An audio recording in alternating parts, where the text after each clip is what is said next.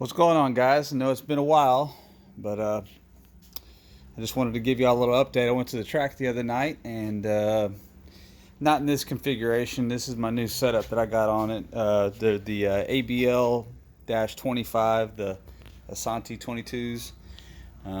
I think it turned out real well. The offset looks really good if you look down the side. I think it turned out great. But anyways, we had some really good conditions at the track. I managed to, this is the first time I ever run with the truck NA. It's been a long time since my black truck was, single turbo, twin turbo. Now I'm back in the 18, the first time at the track, so the conditions were really good.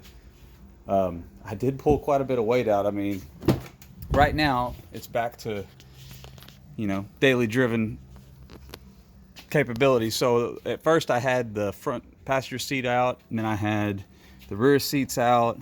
I dropped the spare out.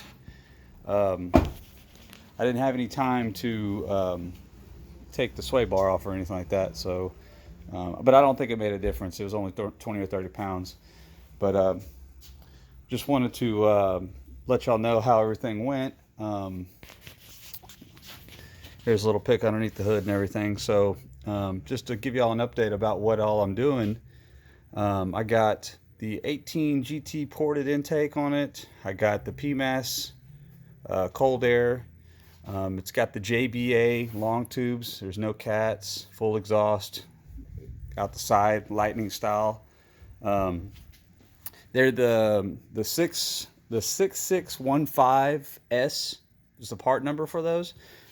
And a lot of people have been asking me about that. They do fit, but I think the way that the driver's side header, when it comes down next to the frame, the angle that it comes down is different, because the frame rails on a 11 to 14 are probably different than the 15 and up. At least that's what I'm assuming, because when I had the truck up at the exhaust shop, it was really hard for them to bend the Y pipe. I wanted them to go over the cross member and then come around, but they ended up coming around in front of the transmission pan. So it's just kind of a tight bend. I wish I would have used some kind of like a mandrel 90 right there. Would have made the exhaust turn out better, but it works great. Sounds good. But yeah, so let y'all get back to what I originally did. So I got there about 6:30. This is my first pass. It actually did pretty good. I should have put the specs on what all I did. So I had the tires. They were these M&H 275 50s. Really not very wide tires. They're probably only about 9 inches wide. Look goofy on this truck, but hey, it is what it is. I had them aired down to about 23 psi or so. And what I did was I have a track tune that forces the truck in sport mode. So I don't have to disconnect the ABS wheel speed sensor and all this stuff right here. I can just leave that all plugged up. Damian Casey at Oz Tuning, man, y'all need to go hit them up for F-150 stuff. They're really good.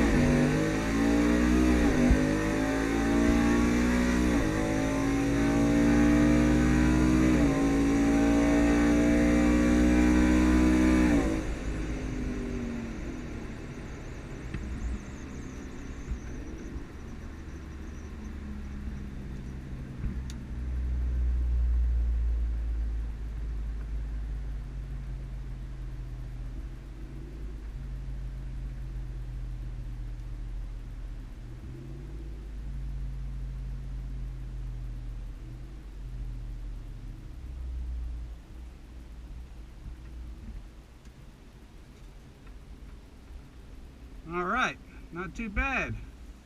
I launched, I have to look back at the video, but I think I left at about 1500 RPMs. I'll have to check through the logs, send it to Damon, see what's up. Felt really good. It felt kind of weak on the low end, but I'll have to see what kind of timing it had at the low end. But yeah, first pass in the truck ever. I'll get more stuff for y'all. All right, check back in a bit. The second pass was about an hour later, 7:20 when I ran that one. It was 8:22 when I ran this one. I tried to stall it up higher, like really push it on the converter, like 1800, 1900, and then I hit it, and as you can see, it hurt the 60 foot. It was only a 209 60 foot. The 8th was an 8.1 as opposed to this one was almost in the 7s, which was really, I was really happy about that. And it ran a 12.5 at 112.8, so at mile per hour a little better, but not much. That was the only difference in that. I never even set the tire pressure on any of this stuff, so I was very fortunate with hooking up for the night. This was my last pass. Figured after this one it was pretty much consistent enough that I didn't think I was going to get any better. Damon did mention to me to try to flash the converter and just like let it be at 900, a little like 900 RPMs, and then just nail it. But I never went back to try it again, so we'll see. Ended up running a 12.4 7.3, and this one was a 18. So and this, look at the 60 foot, it was all 10th off, so it did pick up quite a bit. Ran 89 miles an hour, and this one was 90 in the 8. But overall, I'm super happy about the truck. Like I said, I did have a lot of weight pulled out of it. I pulled the front seat and the rear seat and the spare with me in it. It weighed 4,800 pounds on the nose, and my black truck weighed 4,650 with me in it. So these Lariats, as I figured, it's a 2-wheel drive truck. And then the glass roof and all that stuff like that, and the leather seats and all the bells and whistles are definitely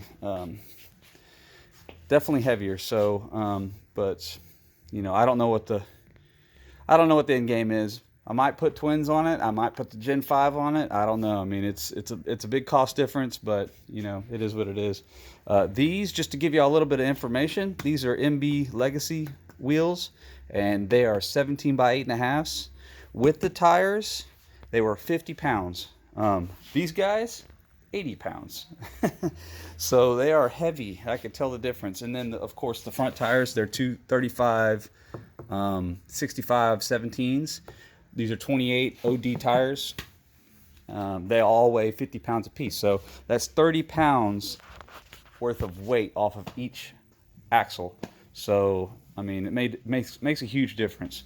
So when you're thinking about people and what they're trying to run and really push their current setup and the sauce, you know, that's what it is. It's about making sure you do your due diligence in pulling weight and doing all that stuff. Because it took me 5 minutes to pull the front seat, another 15 minutes to pull the rear seats, and then another 5 minutes to pull the spare. I mean, that's probably 250 pounds that I dropped right there.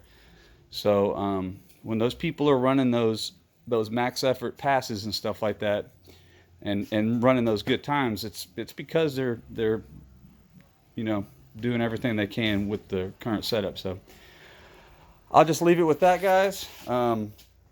I'm pretty happy about everything. I don't think it's going to go that much faster. If it was colder, I don't think it would have hooked that well. I think it was the perfect temperature.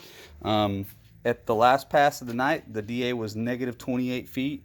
So, I mean, I might get 1,000 foot, you know, negative 1,000. But at that point, it's going to be 50 degrees and the track is going to be questionable. So, I don't know. What do y'all think? Do y'all think I should go Gen 5 or y'all think I should go On3 Twins? I mean, I'm up in the air about it. I love my turbos. Everybody's doing good things with them. They make the most power per pound of boost, but then again, it's a pain in the ass to install. Anyways, let me know, guys. Hope y'all enjoyed the video. I'll try to get some more content out to y'all later.